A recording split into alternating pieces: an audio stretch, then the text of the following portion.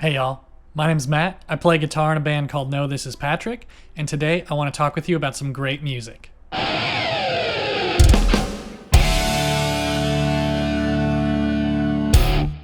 Biffy Clyro are a Scottish rock band that was introduced to me by my friend Sean, who you might know as the other guitar player and No This Is Patrick, and they're one of his all-time favorite bands, right behind Queen and probably alongside Avenged Sevenfold and Muse, and I immediately understood why.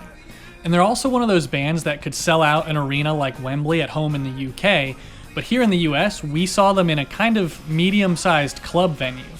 And now, granted, the whole place was packed out and singing along, but there was still a few thousand-person difference between a US Biffy show and a UK one. And now today's song I chose, Wolves of Winter, is one of my favorites from Biffy, and I feel that it encompasses a lot of signature Biffy sounds. So let's take a listen.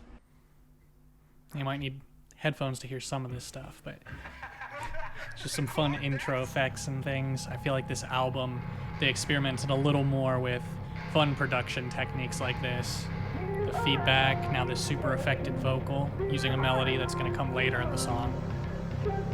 The bass and the drums just building, giving this kind of factory and overdrive, about to blow up kind of feel. Now we've got the real guitar.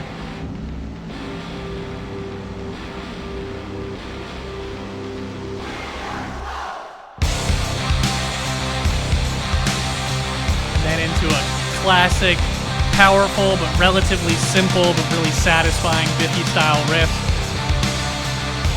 and progression overall.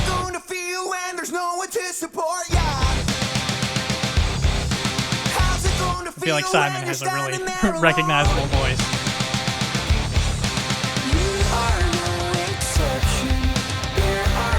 Now listen to this guitar on the right, doing that pedal tone octave.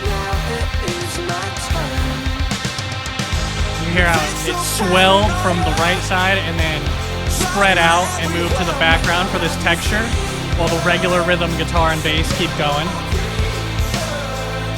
And cool, almost halfway between a gang and choir vocal.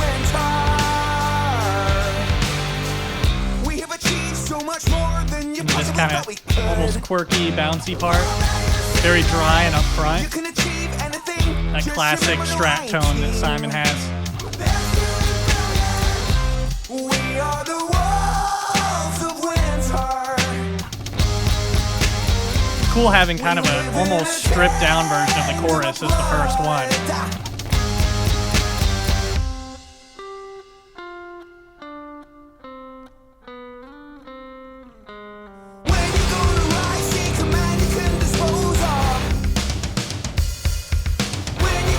I love that drum fill there. It moves that verse along by itself, just with a fill. It's really cool. Here, that octave's gonna do the swell again. And it's really cool how the effects and the tone of the vocals change from section to section.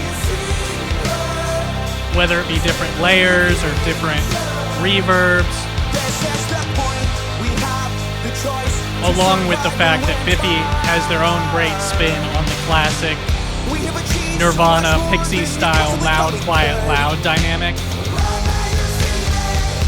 which always works really well with a more straightforward rock band, especially one where it's just one guitar player,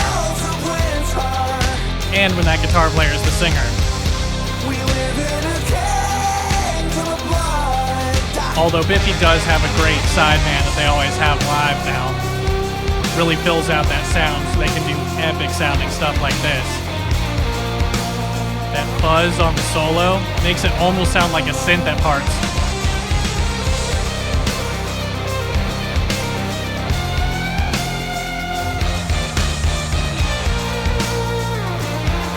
The drums are huge, but they're very real sounding too.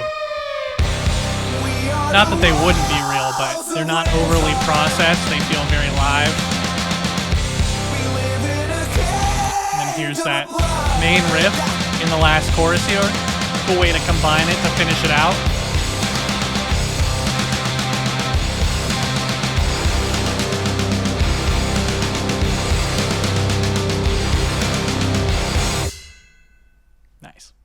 So fun fact about this song, this album version of Wolves of Winter that we just heard, it's actually not the original version.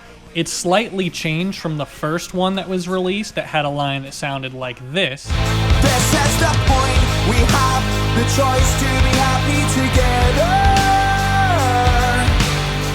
And now, of course, that sounds a lot like and is clearly a reference to the song Happy Together by the Turtles. And now Sean and I have a pet theory about this change.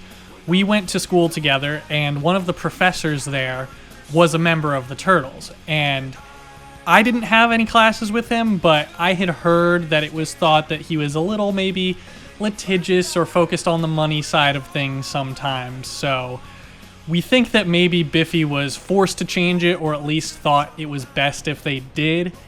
And now, I don't have any proof of this. This definitely isn't confirmed as far as I know. But wait, does that mean he might sue me too? Fuck! Okay, anyway, so second Biffy-related anecdote. I'm sure a lot of you know this already, but amongst the musician community, and especially amongst guitar players, there are certain types of gear and things that have kind of become memes and kind of get looked down upon a lot.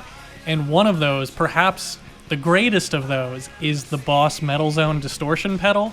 And I actually had one of those, and at the time when I was still learning, I liked it a lot. It helped my tiny practice amp sound this much closer to Metallica, but people talk shit about it all the time, and it definitely has its drawbacks.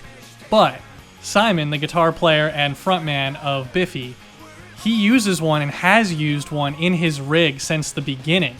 And he uses a single coil Strat into a Metal Zone into his amps, or at least he did in the early days. But I know there was a recent episode of That Pedal Show where they helped him build a new pedal board and rig. And I'll show this picture right here. You can clearly see the Metal Zone is still there. And as we heard in this song and other Biffy songs, he has a kick-ass guitar tone, and they do a lot of different tone layering. So take that, gear snobs.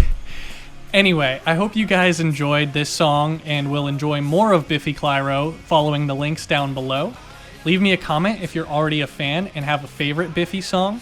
Don't forget to hit that subscribe button and the notification bell. And if you've got some extra time, check out Sean and I's band Know This Is Patrick as well. Thanks for listening.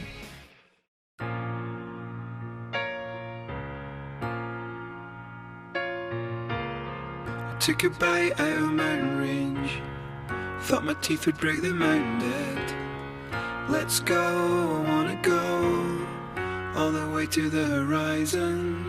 I took a drink out of the ocean and I'm treading